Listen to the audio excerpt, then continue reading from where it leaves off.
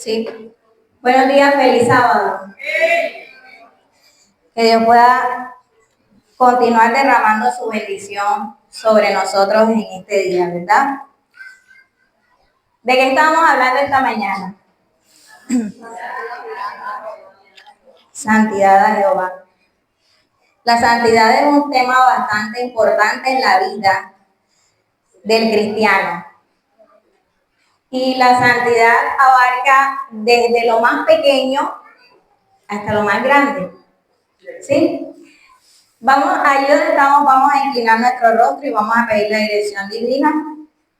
Oramos, Señor, en estos momentos imploramos que tu Espíritu Santo pueda estar en este lugar. Ayúdanos a recibir este mensaje, Señor, de parte tuya, que podamos cada día crecer espiritualmente, prepararnos y preparar a otros para tu segunda venida. En el nombre de Jesús, amén. Muy bien. Quiero que vayamos al libro de Génesis. Gracias, querida. Génesis capítulo 2, versículos 16 y 17. Y vamos a ver cómo Dios desde el principio de la creación enseñó a nuestros primeros padres a hacer una distinción. El título del sermón se llama Lo Santo y lo Común. Vamos a ver cómo Dios enseñó a Adán y Eva a distinguir entre lo santo y lo común. Vamos a leer el versículo 16. Quien lo tenga, por favor, puede leerlo. Génesis 2, 16 y 17.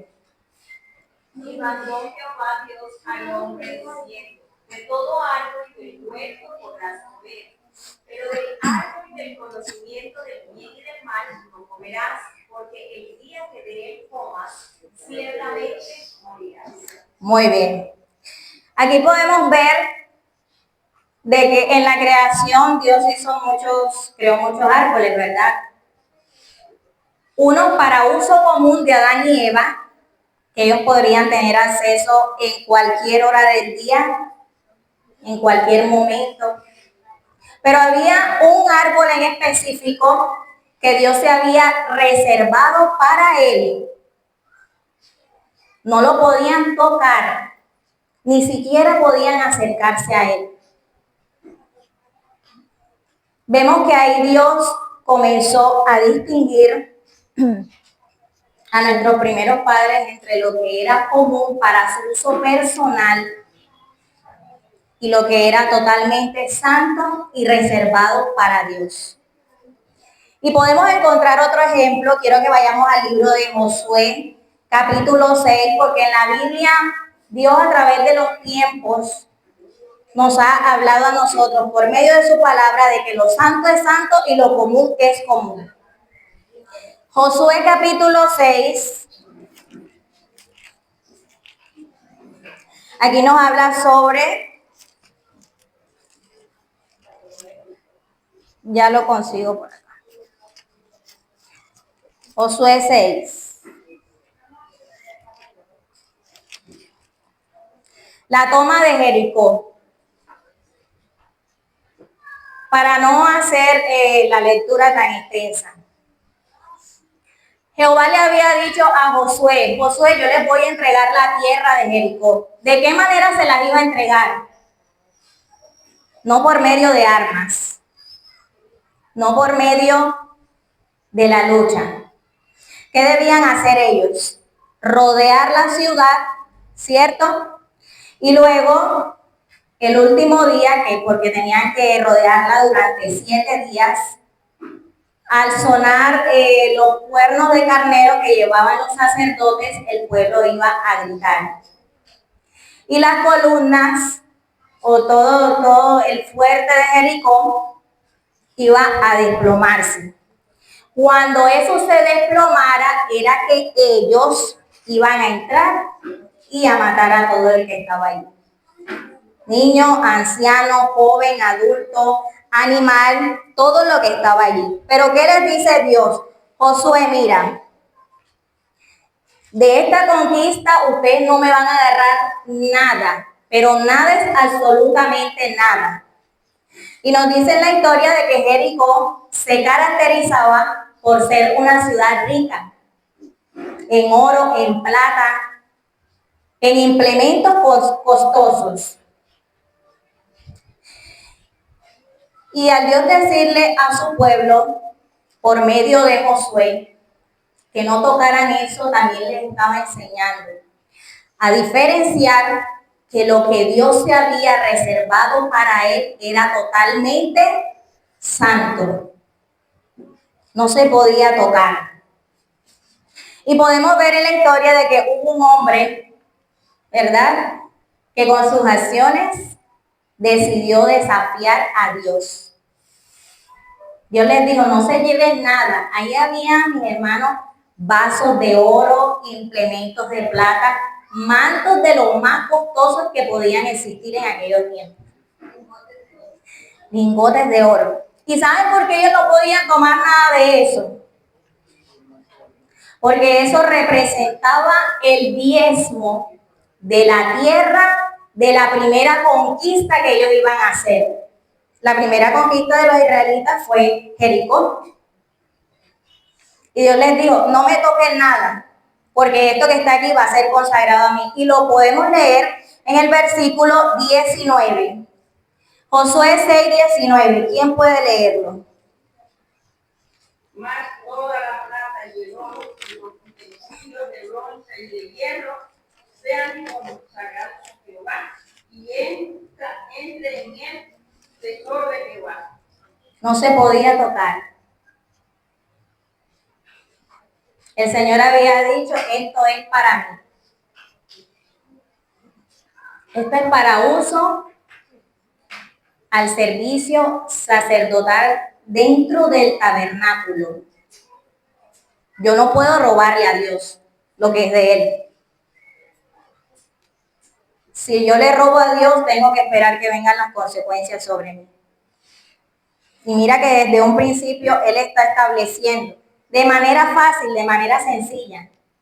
Esto te pertenece a ti, pero lo que yo he reservado para mí es solo para mí. Nadie puede tocarlo. Y vemos de que a través de la historia, el Señor en aquel tiempo utilizó a los sacerdotes, ¿verdad? Para que ellos,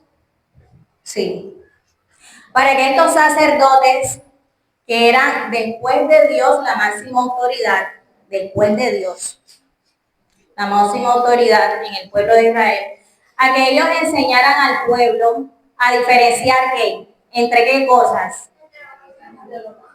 entre lo que es santo y lo que es común, ¿verdad? Y podemos verlo reflejado en el libro de Éxodo. Vamos a Éxodo capítulo 28, 36. Esta mañana yo hablé un poco, a grosso modo, de la vestidura del sacerdote, ¿verdad? Él llevaba en su cabeza puesta una mitra. Vamos a ver qué característica específica llevaba esa mitra aquí en la frente. Éxodo 28, 36. ¿Quién lo tiene? Harás una lámina de oro y fino y grabarás semillas como grabaduras de sello. Santidad a Jehová. Santidad a Jehová. ¿De qué otra manera el Señor nos puede enseñar a nosotros de que a Él se le debe toda la santidad del caso? Mira que utilizó a los grandes mandatarios, que eran estos sacerdotes que oficiaban en el tabernáculo, y les colocó aquí en la mitra una lámina que decía santidad a Jehová. Pero ¿por qué expresamente tenía que ir aquí en la frente? ¿Por qué no podía ir en otra parte del cuerpo, de las vestiduras sacerdotales? Tenía que grabarlo en la conciencia. Es decir, este dirigente debía tenerlo claro y así debía enseñarlo y darlo a conocer al pueblo. O sea, grande responsabilidad que tenían estas personas. Y así podemos ver también otro caso en la Biblia, y lo encontramos en el libro de Hechos. Vamos al libro de Hechos.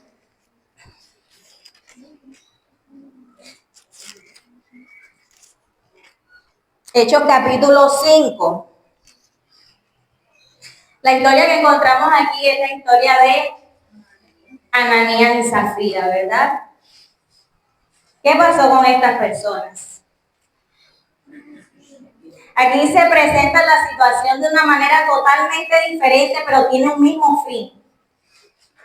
Ellos dijeron, nosotros vamos a vender nuestros terrenos y vamos a darle la mitad a Dios. Todo. Bueno, vamos a dárselo a Dios para que puedan construir el templo y se pueda de pronto suplir las necesidades que había. Cuando ellos vieron ese dinero, imagino que era una cantidad de dinero bastante proporcionada, se le abrieron los ojos y les entró el espíritu de codicia, de avaricia. Y dijeron, bueno, vamos a llevar esto. El apóstol no se va a dar cuenta si está completo o si no está completo. Y fue Ananías con su maletín. Y llegando, ¿qué le dijo el apóstol Pablo? Oye, porque el apóstol Pedro, perdón.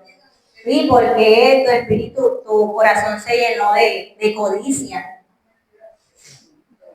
Le has mentido a Dios. A mí no, le has mentido a Dios. Y en el acto murió. Y luego entró su esposa Zafira.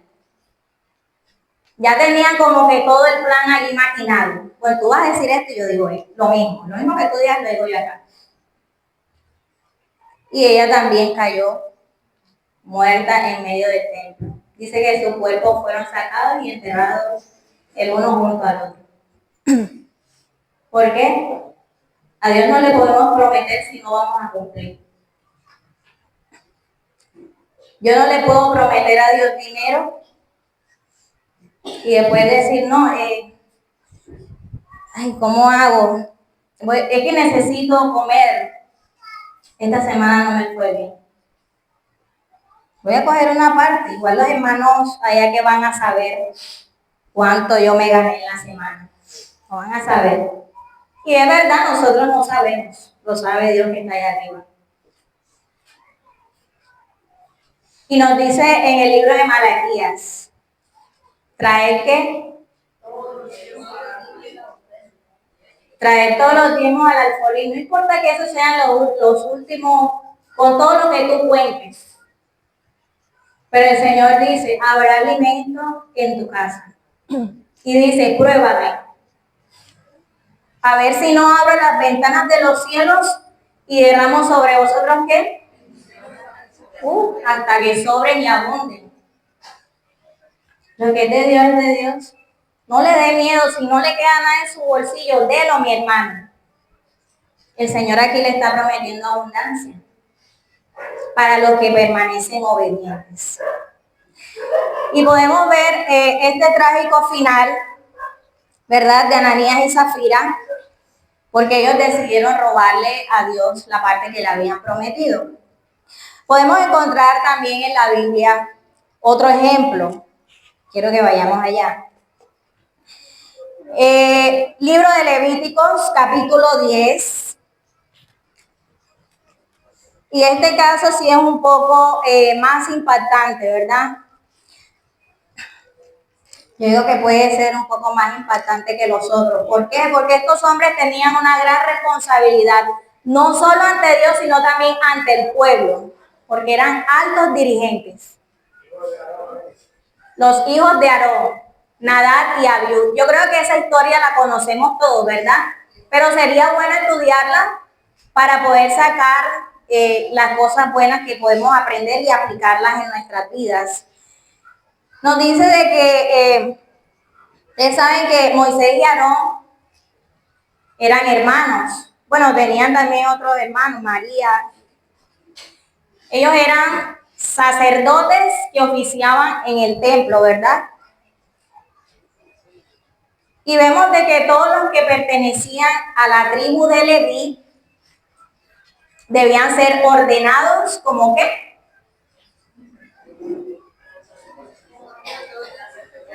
Muy bien, como sacerdote, correcto. Pero ojo que no todos iban a oficiar en el templo. Habían unos que se encargaban de las cortinas del templo, otros que se encargaban de la limpieza, otros que se encargaban de la adecuación. Eso lo podemos leer ahí mismo en el libro de Éxodo 25, si no estoy mal. Los hijos de Aarón habían sido ungidos. Habían sido ungidos como sacerdotes para que pudieran ministrar delante de Dios en favor de quién? Del pueblo de Israel. ¿Será que ellos sabían que debían ofrecer fuego santo? ¿Sabían o no sabían? Entonces, ¿por qué ofrecieron un fuego común? ¿Por qué ofrecieron algo totalmente diferente a lo que Dios les había establecido? Sí, sonido. ¿Por qué ofrecieron algo totalmente diferente a lo que Dios les había establecido? ¿Porque ellos eran los hijos del sacerdote Aarón? No. Vamos a leerlo. Versículos 8 y 9. ¿Por qué razón estos muchachos, conociendo el mandato que se había dado, decidieron hacer su voluntad? ¿Quién tiene Levíticos 10, 8 y 9? Por favor, que lo lean. Entonces Jehová. Sigue, David. Entonces Jehová habló a Aarón y le dijo: ni tú ni tus hijos debéis beber vino ni sidra cuando entréis en el tabernáculo de reunión, para que no muráis. El estatuto perfecto será para vuestras generaciones, para poder discernir entre lo santo y lo profano, y entre lo inmundo y lo limpio. ¿Por qué ofrecieron fuego común? Ellos no podían coger el fuego con el que cocinaban allá y traerlo acá al santuario. Porque la misma Biblia nos dice de que Dios llovía fuego santo. Quisiera poner que esta canción dice que Aarón era un padre débil de carácter. Debido a eso, los niños se vieron en la autoridad. Los papás no les decían nada, si pudiera hacer lo que ellos quisieran hacer. Aparte de la desobediencia que había en ellos, eso los hizo, dice la hermana, eso los hizo a que hicieran algo que no estaba de acuerdo con el cielo. Muy bien. Lo voy a leer textualmente, gracias David. Antes de leerlo acá, acabamos de leer de que cuando el sacerdote iba a entrar a ministrar en el santuario, previamente, ¿qué era lo que él no tenía que tomar? Ni vino ni sidra. Para que pudieran ¿qué? Aprender a diferenciar entre qué. Entonces estos muchachos estaban intoxicados de vino. Sus mentes estaban embotadas, que no pudieron diferenciar entre el fuego santo y el fuego común. Lo dice la misma palabra de Dios.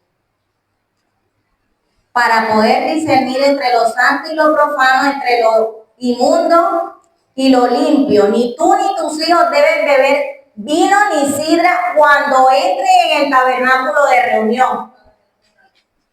Estos muchachos iban en contra de lo que Dios había dicho. Es por esto que como ellos habían tomado su vino, iban a entrar ahora al santuario a ministrar, pero resulta de que como su mente estaba embotada por el vino, la cantidad de vino que habían tomado, no sabemos cuánto, tomaron fuego, prendieron un fosforito, bueno, no sé, fuego de su casa, y lo trajeron, ¿verdad?, al santuario. Dice que cuando ellos fueron a colocar el fuego sobre el incensario, ¿qué pasó? Descendió fuego santo y lo consumió. Pero ojo, no lo consumió que quedaron quemaditos, negritos, no, porque nos dice de aquí de que sus cuerpos y sus túnicas quedaron intactas. Mira la manifestación del poder de Dios. Ahora yo digo, ¿qué diferencia hay entre fuego santo? Ustedes dirán, entre fuego santo y fuego común. Ambos fuegos tienen el mismo color. Ambos queman. ¿Cuál era la diferencia? Pues que el fuego de Dios era un fuego santo. Ahí no podemos hallar más explicación. Y si Dios le había dicho, no me ofrezcan cosa extraña, ustedes sabían que en el tabernáculo estaba la presencia de Dios. ¿De qué manera se presentaba? Por medio de fuego, por medio de una nube que cubría todo el santuario. Dios se manifestaba de muchas maneras. Y quiero leer algo para corroborar acá lo que nos dijo nuestro hermano David. Patriarcas y Profetas, capítulo 31, el pecado de Nadab y Abiú. Dice, en su juventud, Nadab y Abiú no fueron educados para desarrollar hábitos de dominio propio. Su padre se había descuidado en ese aspecto. La disposición indulgente del padre, su falta de firmeza en lo recto, lo habían llevado a descuidar la disciplina de sus hijos. Es por eso que nosotros decimos de que las cosas de Dios deben mantenerse en equilibrio también. Porque no podemos meternos tan de lleno en algo y descuidar lo otro, no, señor. Claro, equilibradamente. Y dice de que él les había permitido seguir sus propias inclinaciones. No permitía de que a sus hijos los corrigieran. Quizás se enojaba cuando les llamaban la atención, pero él tampoco les decía nada, aquí dice. Les permitía seguir sus inclinaciones. Déjalo, que ellos son jóvenes. Eso es una etapa. Sí, pasamos por etapas. Pero no debemos quedarnos en esas etapas. Y sigue diciendo de que no se les había enseñado a respetar la autoridad de su padre. ¿Quién es la máxima autoridad en su hogar? Los que están casados. ¿Quién? Díganlo con seguridad. Claro, los esposos, los padres.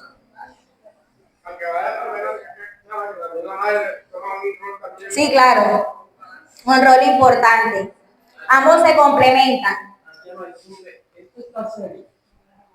Que la historia comenta de que a este personaje sacaron y Dios le dio la orden a Moisés y Aarón que no dieron de matar a ellos. Nadie tenía que darle daño ni nada por consecuencia de esa desobediencia. Para que era como ejemplo de las cosas de Dios. Muy bien, hermano, gracias. Para allá íbamos también. Entonces, Aarón era un hombre de carácter débil. Nosotros no podemos debilitarnos ante nuestros hijos. Nosotros queremos que nuestros hijos se salven, ¿verdad? Debemos guiarlos por lo correcto. Cuando hay que corregirlos con vara, se corrigen. Claro que sí. Yo cuando tengo que corregir a mi hija con vara, lo hago. Aunque me duele en el alma, pero lo hago. Pero Aarón no le dio mucha importancia a esto. Y nos dice de que lo que les aconteció a sus hijos sirvió como ejemplo para que el pueblo aprendiera de que con la santidad de Dios nadie juega. Puede tener el cargo más elevado. Puede tener la mayor elocuencia. Puede saberse los libros de principio a fin, pero con Dios no se juega. Y más adelante nos dice en el versículo 6, nos dice, entonces Moisés, Levítico 16, Entonces Moisés dijo a Aarón y a sus hijos, Eleazar e Itamar, no descubráis vuestras cabezas, o sea, no lloren a estos muchachos, no les guarden luto, no rasguen sus vestiduras, no se echen ceniza en la cabeza, para que no muráis, ni se levante la ira sobre toda la congregación. Es decir, que sus compañeros sacerdotes, al igual que ellos, no debían guardarle luto. Ni siquiera su padre Aarón. O sea que un hijo de usted se muere y usted no le puede guardar luto, no puede llorar, no tiene derecho a eso. Esas son las consecuencias de las decisiones que nosotros a veces tomamos en nuestra vida. Y no solo personales, sino también para con nuestros hijos. No los lloren. El que lo llore y el que le guarde luto también va a morir. ¿Por qué razón tiene que morir? Es que esto es un claro ejemplo de que cuando Dios da un mandato y da una orden, tenemos que cumplirla, o si no vamos a recibir las terribles consecuencias. No podemos esperar estar haciendo cosas indebidas y que el Señor nos recompense, ¿no, mi hermana? Que la palabra de Dios no dice eso. O estamos con Dios o no estamos. No estemos aquí en la mitad, que sí, que no, no. O sí estamos o no estamos. Ni frío, perdón, o frío o caliente. No puedes tener un pie acá y el otro acá del otro lado, no. Y todo lo que respecta al carácter de Dios. ¿Cómo es el carácter de Dios? Santo. Santo en todos sus aspectos. Y saben que el Señor nos quiere otorgar esa santidad a nosotros también. El Señor está dispuesto, claro que sí, a la verdad. Pero ¿qué estamos haciendo? Preguntémonos si la vida que estamos viviendo en estos momentos, y yo me he hecho esa pregunta muchas veces, siempre me la hago. Debemos autoexaminarnos. Pregúntate si lo que estás haciendo está glorificando el nombre de Dios o lo está tirando por el piso. Pregúntate si la forma en la que tratas a los demás está glorificando al Señor o está haciendo que las personas no quieran conocer al Señor. No, porque si así, mira, si los adventistas son así, entonces yo qué voy a hacer allá metido. Nuestra vida debe de reflejar la santidad de Cristo Jesús, ¿verdad? Eso no es imposible. No hay tarea imposible para Dios. Yo me pregunto, cuando yo estudiando temas, yo me pregunto que si, ¿qué sería de nosotros, verdad? Si las consecuencias de hoy en día fueran la misma de Ananías y Zafira y la de estos dos personajes que estamos estudiando, ¿cómo estuvieron? Sin embargo, a veces de pronto en estos tiempos nos sentimos temor porque no están esas consecuencias, pero sin embargo se les vean otras consecuencias en nuestras vidas como muerte espiritual. A eso uno dice, no pasa nada, pero en nuestra vida, en nuestra propia vida se va explorando la vida espiritual. Y aunque uno la vea cosa de boca muerta, es una cosa grande, porque está en juego la vida espiritual de tus hijos, la salvación de tuya y la salvación que propia nuestra también. Dios nos ayuda. Correcto. Y olvidó un detalle en la historia de Acán. Él tenía el manto escondido, ¿verdad? Nadie sabía, ni siquiera Josué sabía. Cuando Dios hace pasar por el Jordán al pueblo de Israel para que se enfrente con el pueblo de Ai, Perdieron. Y Josué dice, pero Señor, pero entonces tú, ¿por qué nos hiciste cruzar el Jordán para entregarnos en las manos de ellos, de nuestros enemigos? ¿Por qué? No sabían que había pecado oculto en el campamento. Y el Señor le dice, porque Josué rasgó sus vestiduras y se tiró y se echó ceniza, y Dios le dice, Josué, levántate porque hay anatema en el campamento. ¿Sí sabía? ¿Sí? Sí, dice la profecía de que todas las tribus, para llegar a donde estaba el pecado Adán, pasó por todas las tribus, Acán, pasó por las tribus, y todas las tribus sabían el pecado de Acán, solo que callaron. Muchas veces nosotros callamos de los pecados que están en los momentos que el pueblo de Dios se ha pensado. Correcto. ¿Sí? A usted no le duele, yo le digo, a mí sí me duele. En algunas ocasiones, porque me han dicho, y la hermana Chama sí es muy estricta, es esto, pero hermano, yo digo que las cosas de Dios, usted de pronto me puede ver flexible en cualquier aspecto de mi vida, sí, pero en las cosas de Dios hay que ser justos, hay que ser ordenados, hay que hacer las cosas como Dios manda, no como yo quiero. Y entonces el Señor le dice, levántate porque hay anatema en el campamento. Llega a esta tribu y ahí hay un hombre llamado Acán. Él cometió anatema. Sácalo con todo, no solamente a él. Saca a la familia, saca a los animales que tenga. Coge la tienda también. Quemen todo eso. Para que pueda desaparecer el anatema del campamento. Si el anatema no desaparecía, el pueblo de Israel iba a seguir sufriendo la consecuencia de ese pecado que estaba oculto.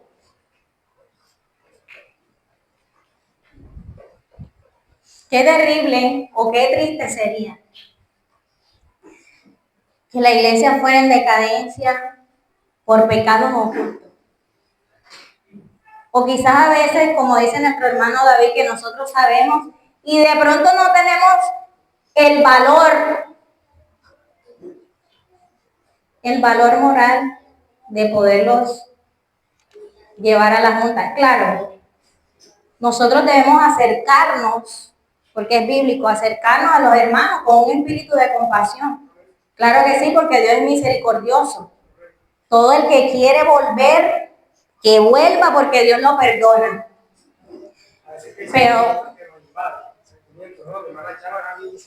correcto.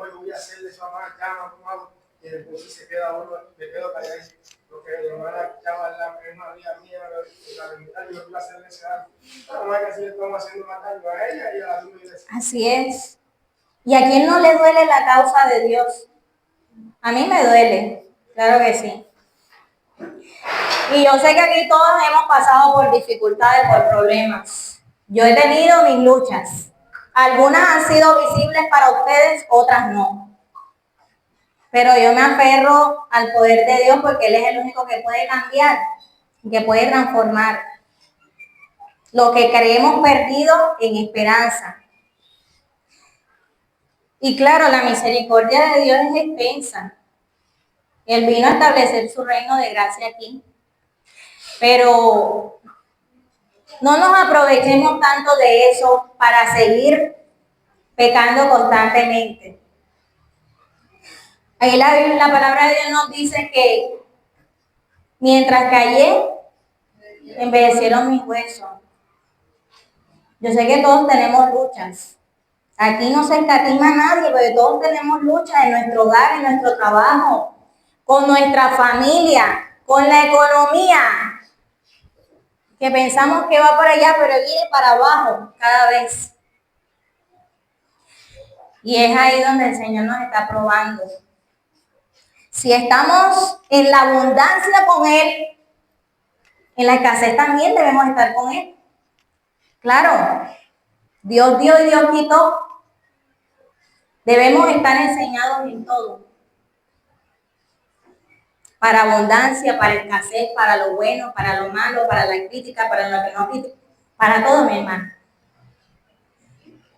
Y así como nos dijo nuestro hermano David, en aquellos tiempos, mira cómo estaba tanto, o sea, tan inmiscuida la presencia de Dios, la santidad de Dios, que la cosa mínima que usted hiciera, mi hermano, requería que la muerte, el apedreamiento, hasta el mismo castigo divino otorgado por Dios. Mire qué pasó con estos personajes, Nadab y Abiú. Por no someterse. ¿Qué tan difícil es someterse a los mandatos de Dios? ¿Es difícil? ¿Por qué lo hacemos difícil? Bueno, también somos hombres, claro, hay pecado. Pero ojo que el pecado no se puede convertir en una excusa para nadie. El pecado no excusa al pecador. Para nada. Y vemos de que a pesar de que a través de los tiempos el pueblo de Dios ha fallado, claro que sí ha fallado. Se ha ido, se ha apartado de Dios, claro que sí. Pero el Señor les da nuevamente esa gracia extensa para que ellos puedan acercarse. Acérquense confiadamente, ¿dónde? Al trono de la gracia. Porque si ustedes se acercan, ¿qué? Alcanzarán el oportuno socorro. Hermana, disculpe, yo ya está terminado mi tiempo, pero el tema es muy interesante. Y estaba esperando que haya una pequeña historia ahí que creo que vale la pena escuchar. Moisés me contaba a poder también tener como uno, ¿sabes? Porque es un personaje que contendió con él porque quería ser sacerdote en la familia y la familia. ¿Se ha escuchado esa historia? Y él le gustó porque era la tribu de Leví. Y eso ellos se enojaron porque a él se fue. Y ahí sucedió algo muy cuenta que la tierra se abrió y se los tragó a ellos y a ella porque querían oficializar como tal en el sacerdote. Moisés dijo, no, el Señor dijo que está aquí, o sea, Moisés no se dio. No permitió que los santos fueran con ellos. No que cada cual en su lugar dijo, ustedes no les toca esto. Y no es la teología de Dios, se los tragó a todos. Así es. Muy bien, la rebelión.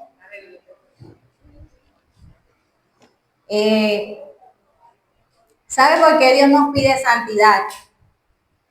Como lo leímos en la lectura bíblica. ¿Usted quiere ver a Dios? ¿No lo quieren ver? Yo lo quiero ver. Sin santidad nadie verá al Señor.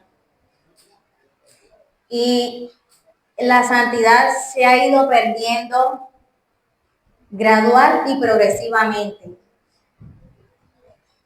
No lo dice Chama Castrillo,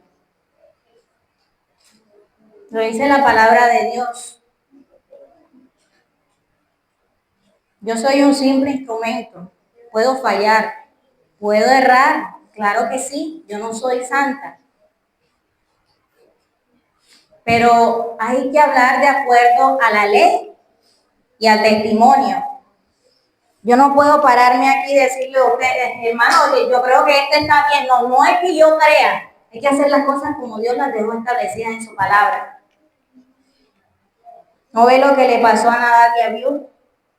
No, están intoxicados. No, pero vamos a ir a ver este fuego. ¿Quién dijo que? Y ahí fueron consumidos. Qué tristeza para este padre, que por su falta de carácter, que por su falta de disciplina, sus hijos tuvieron que recibir las terribles consecuencias del castigo divino. Y yo me quedo, ayer que yo estaba leyendo esto, yo me quedé como que, no sé, como que me pierdo en el tiempo, en el espacio, no sé, me quedo pensando, yo digo, Señor, pero imagínate si en esos tiempos sucedía eso. Ahora, ¿qué está pasando? ¿Tu presencia está o no está con nosotros? ¿Se ha perdido esa santidad? que había en los tiempos antiguos. La Santa Shekinah.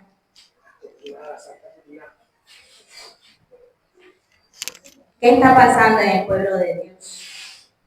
¿Por qué queremos llamar santo a lo común?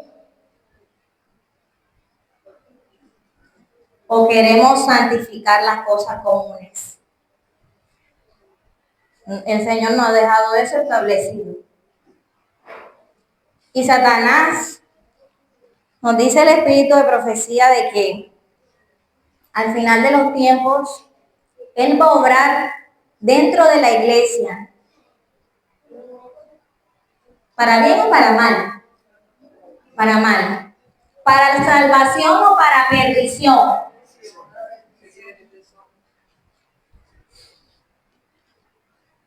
Muchas costumbres que de pronto para el mundo es normal, la vemos normal, o tradiciones las queremos traer ¿dónde? Aquí dentro de la iglesia. Pero entonces si usted se levanta y dice, un escrito está, dice, no, pero es que el hermano sí es criticón. ¿Cuál hermano criticón? Este es extremista, este es legalista, este es reformista. Pero es que la que está hablando es la palabra de Dios, no el hermano. El hermano es un simple instrumento. ¿Por qué tomamos las cosas de esa manera? Lo que Dios ha santificado lo ha dejado santificado, y lo que es común va a ser siempre común. Usted no trate de santificar las cosas comunes. Ahora, para ir terminando, hubo un personaje en la Biblia que actuó de manera diferente. Utilizó lo santo para tratarlo como si fuera algo común. Y vamos rápidamente al libro de Daniel. Daniel capítulo 5. Daniel capítulo 5, y aquí nos habla de un personaje influyente en la historia. Y es el rey Belsasar. ¿Quién era el rey Belsasar? No me vayan a decir que era Daniel. ¿El hijo de quién? De Nabucodonosor. Daniel capítulo 5. Y bueno, y resulta, para acá resumirles, hizo un gran banquete, una fiesta con toda la pompa que ustedes se pueden imaginar. Venían reyes, reinas, gobernantes con sus concubinas, su esposa, todo ese poco de gente. Entonces, el rey le dijo a sus siervos, oye, vayan al templo que está allá y tráiganme los vasos de oro y de plata que están allá. ¿Para qué? Para servirles sus bebidas a sus invitados, ¿verdad? Esos vasos eran utilizados para uso común o eran santos. Eran unos vasos que habían sido consagrados para el uso en el tabernáculo. Y el rey Nabucodonosor, disculpen, el rey Belsasar, ¿sabía que estos vasos eran santos o no? ¿Sabía? Claro que sabía. Si nosotros leemos aquí en el versículo 18 de Daniel 5, dice, el Altísimo Dios, oh Rey, diciéndole Daniel a Belsasar, dio a Nabucodonosor, tu padre, un rey pagano, ojo. Ya no estamos hablando de sacerdotes, estamos hablando de un rey pagano. El Altísimo Dios, Rey, dio a Nabucodonosor, tu padre, el reino, la grandeza, la gloria y la majestad.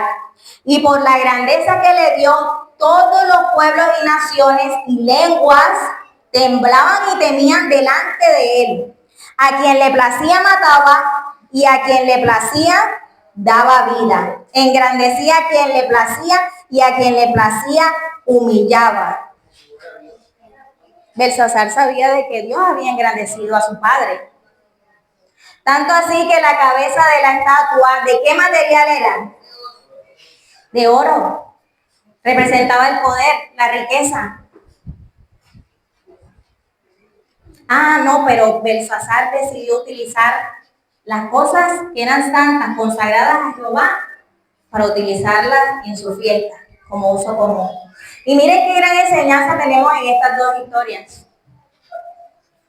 No podemos tomar lo común y tratar de santificarlo. Y tampoco podemos tomar lo santo y llevarlo a lo común. Lo que Dios ha dejado establecido como santo, seguirá siendo santo de aquí hasta la eternidad, hasta que Él venga. Y quiero finalizar, mis hermanos, acá, leyéndoles un texto. Y yo sé que este mensaje el Señor lo ha traído para que nosotros podamos crecer espiritualmente. Dice Joya de los Testimonios, tomo 1. Antiguamente fueron dadas instrucciones a los sacerdotes. ¿Quiénes son los altos mandatarios dentro de la iglesia que ministran después de Dios? Muy bien, los pastores, los ancianos, luego los que tienen cargo, ¿verdad? Así como Dios les dio las instrucciones a los sacerdotes, también hoy en día nos da esas instrucciones a nosotros. Es decir, si usted es un alto dirigente en la iglesia, usted tiene que enseñar a su pueblo a diferenciar entre lo que es para uso común y lo que es para Dios. No es que esa mesa de la Santa Cena es una simple mesa. Eso no es una simple mesa. Usted se acuerda que en el santuario había una mesa con panes. El que se comiera un pan de esos y también quedaba fulminado, porque eso era santo, totalmente consagrado a Dios. Y dice, los altos mandatarios de la iglesia deben enseñar al pueblo a diferenciar entre lo santo y lo profano. Tienen esa responsabilidad. Claro, nosotros también podemos aprenderlo, ¿cierto? Claro que sí. En estos pasajes se representa claramente el deber de los siervos de Dios. Ellos no pueden eximirse de cumplir fielmente su deber. ¿Usted sabe quiénes eran los que intercedían para el perdón de los pecados en el santuario? ¿Quién era el que intercedía ante Dios? Sacerdote, mi hermano. Aunque sea una tarea desagradable y no sea aceptada por el que yerra. Ay, pero es que ahora viene el hermano ahí también, es que él es muy extremista, tiene que ser liberal. Dios nos libertó del pecado. O sea que porque Dios nos libertó del pecado, tenemos rienda suelta para hacer lo que nosotros queramos, ¿no, mi hermano? ¿No? Sí, porque donde abundó el pecado, sobreabundó la gracia. Ya yo creo que he hablado como con tres pentecostales que me han dicho lo mismo. Mentira, en cierta forma, donde sobreabundó el pecado, sobreabundó la gracia, pero eso es lo que hemos agarrado como la negación que Jesús siempre es salvo. Los pentecostales, sí. O sea, no es mentira.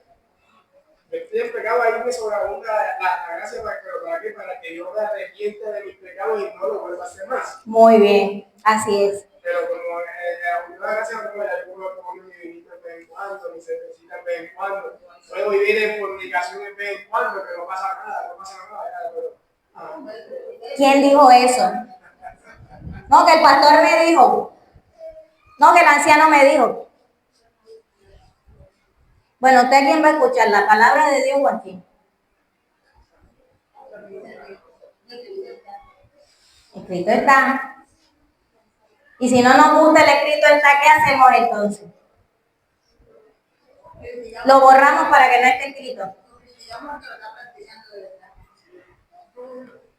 Yo pienso que el Señor, si nosotros estamos dispuestos a cambiar si estamos dispuestos a avanzar en la obra, el Señor va a ver esa disposición. Y Él va a estar ahí. El Señor siempre ha estado a nuestro lado, como yo le decía a los muchachos en la clase. Él siempre ha estado a nuestro lado. Nosotros somos los que nos apartamos, ¿verdad? En la mayor parte de los casos, el que es reprendido acepta la amonestación, si está guiado por el Espíritu Santo. Y oiría el reproche si no fuese que otros se interpondrían en su camino. Mis hermanos, en esta mañana el Señor nos hace un llamado. Primeramente me lo hizo a mí.